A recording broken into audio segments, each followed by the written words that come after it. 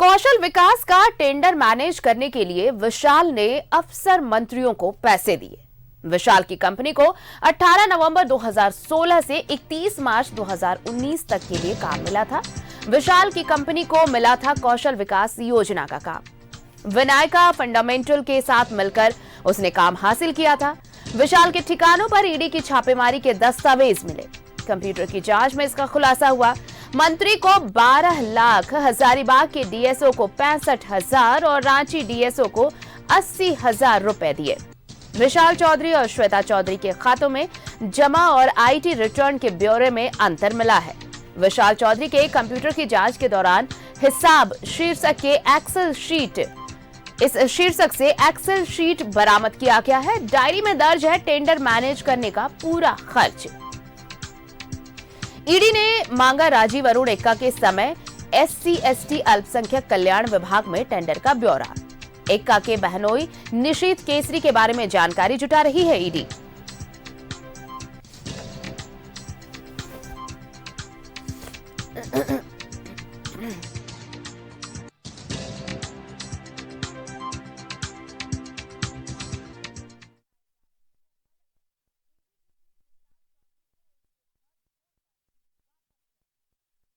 देखिए, कौशल विकास का tender manage करने के लिए विशाल ने अफसरों और मंत्रियों को पैसे दिए। विशाल की कंपनी ने विनायका फंडामेंटल के साथ मिलकर हासिल किया था कौशल विकास योजना का काम। विशाल के ठिकानों पर ईडी की छापेमारी के दौरान दस्तावेज मिले और कंप्यूटर की जांच के बाद यह खुलासा हुआ। मंत्री को 12 लाख, हजारीबाग के डीएसओ को 65,000 और रांची के डीएसओ को 80,000 रुपए दिए गए।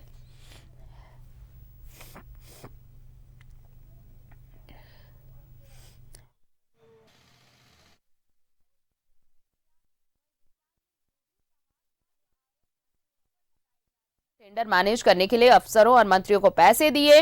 उसके ठिकानों पर छापेमारी के दौरान मिले दस्तावेज और कंप्यूटर में इसका ब्यौरा दर्ज है। विशाल ने यह रकम Vinayaka fundamental research and education society यानी VFRES से लिए थे।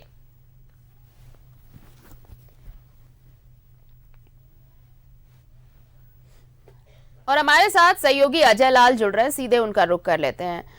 अजय, शायद ही कोई ऐसा दिन गुजरता हो जब झारखंड से करप्शन या भ्रष्टाचार की खबरें ना आती हो और उसमें किसी सफेदपोश या अधिकारी या फिर किसी बड़े पद पर बैठे पदासीन का नाम शामिल ना होता हो। आज भी कुछ ऐसी ही खबर है। विशाल चौधरी, जिसकी जांच चल रही है, ईडी ने जब इस पर हाथ डाला कि किस तरह से सारा टेंडर मैनेज हो रहा था। आप देखिए, कल भी हमने दिखाया कि राजीव अरुण एक्का के साथ कैसे सब झालमेल किया जा रहा था, ये खेल चल रहा था। उसके बाद अब आज जो खबर आई कि विशाल चौधरी ने कौशल विकास योजना को लेकर कैसे टेंडर मैनेज किया, और ये टेंडर हुआ था 2016 से 31 मार्च 2019 के लिए। अब ये नई बात जो सामने आई है, इससे कईयों की नींद अब हराम होने वाली है। ईडी की जांच अब आगे बढ़ेगी तो इस सिलसिले में। बिल्कुल आरती, देखिए, जो चीजें मीडिया में आई हैं वो तो आई हैं। इसमें नई खबर यह है कि अपर बाजार इलाके में विशाल चौधरी का एक कपड़े का शोरूम हुआ करता था। ये कहानी है, मुझे लगता है कि 2012-2013 के आसपास अपर बाजार में साड़ियों के थोक विक्रेता का काम विशाल चौधरी और उनकी पत्नी ने लिया था। और वो उस दुकान का उद्घाटन करने के लिए 3 बड़े IAS आए थे। उसका वीडियो फुटेज न्यूज़ 11 के पास मौजूद हैं।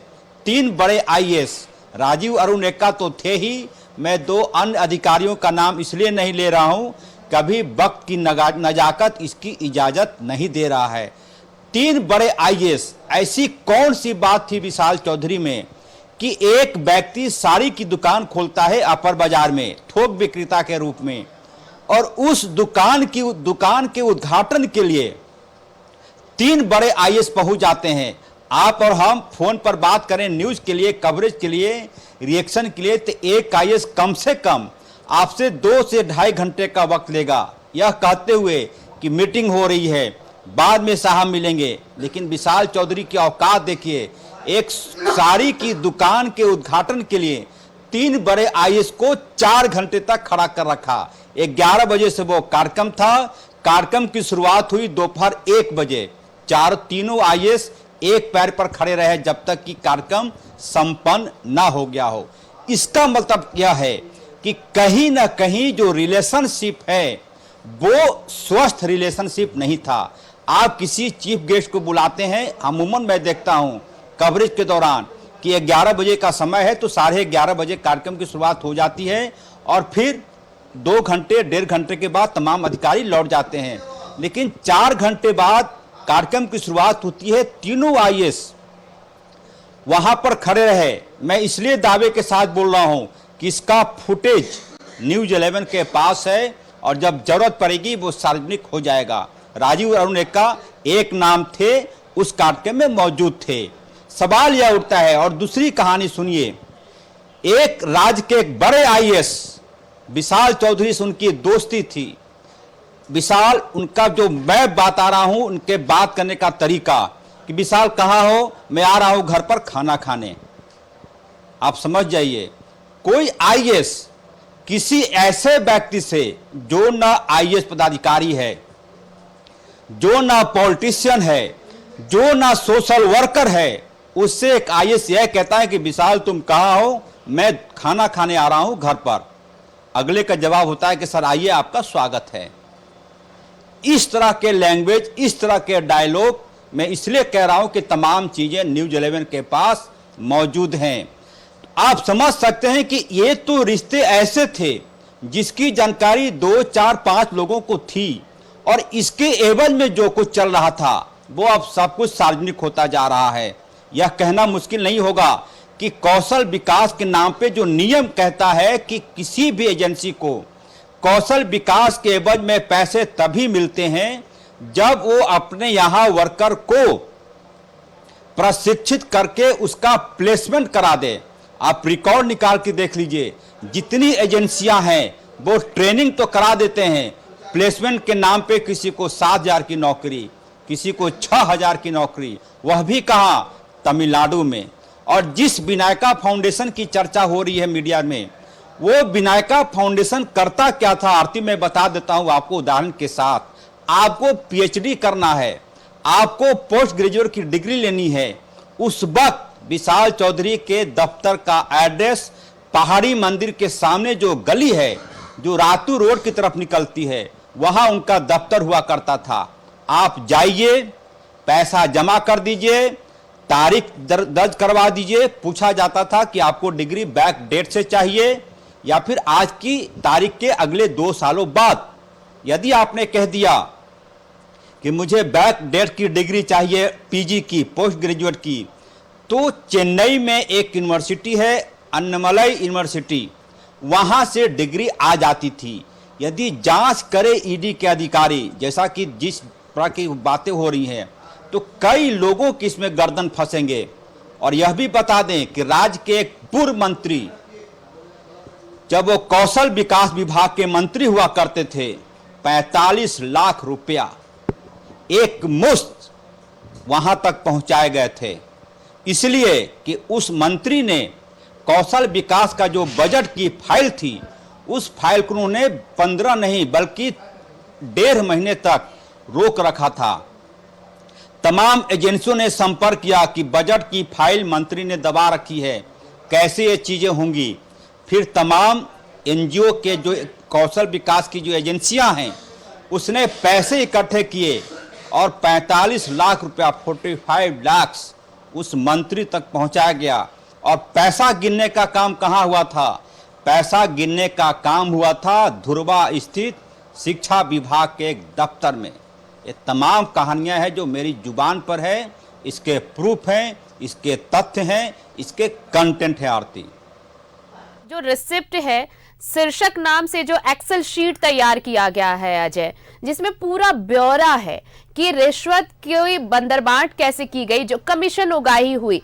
अब तो सीधे सीधे तौर पर है भाई कि मंत्री को भी इतने पैसे दिए गए, उसके बाद अफसर को भी पैसे दिए गए। तो अब सिर्फ अफसरों पर नजर नहीं है, जिस मंत्री के निगहबानी में ये सारा खेल हुआ, ये सारा गड़बड़ झाला हुआ, ये रिश्वत खोरी की गई, अब उन पर भी मॉनिटरिंग होगी और अब जब वो नाम सामने आया है तो अब ये जांच होगी कि भाई आपने 1.5 महीने तक फाइल दबा रखी, उसके बाद जब एजेंसियां सामने आई तो आपने बाकायदा इतने पैसे लिए और उसके बाद मैनेज कर दिया। तो ये जो अब बंदरबाट हुई है, अब इन सारे पैसों का हिसाब सभी को देना होगा, मंत्री से लेकर अफसर और कर्मचारी तक।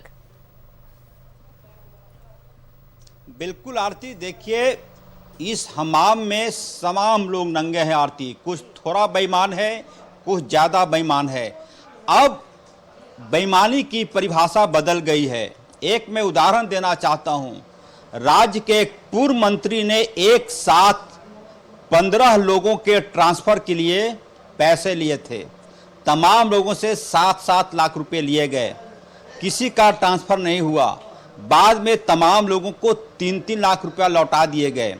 अगले ने जो 3 लाख रुपया रिसीव किया वो ये कहते पाया गया कि चलिए मंत्री की नीयत अच्छी थी कि 3 लाख रुपया वापस हो गया, अन्यथा आज की तारीख में कौन लौटाता है। ईमानदारी की सर्टिफिकेट दे दी गई। मैं यही कह रहा हूँ कि विशाल चौधरी सिर्फ एक सिस्टम का एक छोटा सा हिस्सा हुआ करते थे। उनको आशीर्वाद प्राप्त था बड़े लोगों का। जैसा कि मैंने कहा कि एक शॉपिंग मॉल, एक साड़ी की दुकान के उद्घाटन के लिए 3 बड़े आईएएस को दुकान में 4 घंटे तक बुला कर रखना किसी आम व्यक्ति की हैसियत नहीं है ऐसी। आप किसी को बुलाते रह जाएं। मैं तो ऑन रिकॉर्ड कह रहा हूं कि किसी आईएएस को अभी आप 9 बजे फ़ोन करें, यह कहें कि मैं 11 बजे मिलना चाहता हूं, अगले दिन भी उनका रिकॉल आ जाए तो समझिए कि आपकी किस्मत अच्छी है। इसका मतलब यह है कि विशाल चौधरी सिस्टम के उस हिस्से का पार्ट बन गए थे। और ये देखिए, जब मैं ऐसी बातें बोल रहा हूं तो ये किसी एक पार्टी से रिलेटेड नहीं है। आपको जानकारी दे दें कि राजद के पूर्व अध्यक्ष, आरजेडी के पूर्व प्रदेश अध्यक्ष गिरिनाथ सिंह, जब वो भारतीय जनता पार्टी में शामिल होने भाजपा कार्यालय में गए थे, आप उस समय का फुटेज निकाल कर देख लिए। गिरिनाथ सिंह के साथ यदि कोई व्यक्ति बैठा हुआ था और भाजपा कार्यालय गया था तो वो व्यक्ति का नाम विशाल चौधरी है। आप फुटेज उपलब्ध है, भारतीय जनता पार्टी के पास फुटेज होंगे। वहाँ जो सीसीटीवी, आपको याद होगा कि चतरा से वो चुनाव लड़ना चाहते थे। गिरिनाथ सिंह आरजेडी के पूर्व अध्यक्ष हुआ करते थे, बाद में वो भारतीय जनता पार्टी चले गए। जब गिरिनाथ सिंह की ज्वाइनिंग हुई थी भारतीय जनता पार्टी में, उस वक्त गिरिनाथ सिंह के साथ जो व्यक्ति बैठा हुआ था वो विशाल चौधरी थे। मतलब यह कि जहां जहां जो सिस्टम एक्टिव रहा उस समय विशाल चौधरी ने अपने आप को एक्टिव कर रखा था, रिचार्ज करा रखा था। किसी की भी सरकार बन जाए, भारतीय जनता पार्टी की सरकार बन जाए, सरकार में दुलरुआ बन जाते थे विशाल चौधरी। झारखंड मुक्ति मोर्चा, कांग्रेस, आरजेडी की सरकार बन जाए, उनका भी दुलरुआ बन जाते थे विशाल चौधरी। कल को यदि और किसी पार्टी की सरकार बन जाती है तो यह कहना मुश्किल नहीं होगा कि उस सिस्टम के भी दुलरुआ विशाल चौधरी बन जाते। ये पूरा का पूरा देखिए, कुछ चीज़ें बदलती हैं आरती। हमें और आपको लगता है कि झारखंड मुक्ति मोर्चा, कांग्रेस, आरजेडी की सरकार है, भाजपा के लोग विपक्ष में है। एक बड़े कवि ने कहा है बिल्कुल अजय, विशाल चौधरी की पहुंच इसी से, उसकी पहुंच कितनी थी, कितनी है, उसका कद कितना बड़ा है, इसी से समझा जा सकता है कि अफसर से लेकर नेता मंत्री तक, चाहे वो किसी की भी सरकार रही हो, सबके बाजू में बैठने वाला इकलौता शख्स विशाल चौधरी ही रहा। और कैसे उसकी हस्ती इतनी बढ़ती गई, ये आप और हम और पूरा झारखंड बखूबी समझ सकता है। लेकिन अब जब रडार पे सब आए हैं तो सबके सभी के चेहरे बेनकाब होने वाले हैं। बहुत बहुत शुक्रिया हमारे साथ जुड़ने के लिए और तमाम बातचीत के लिए।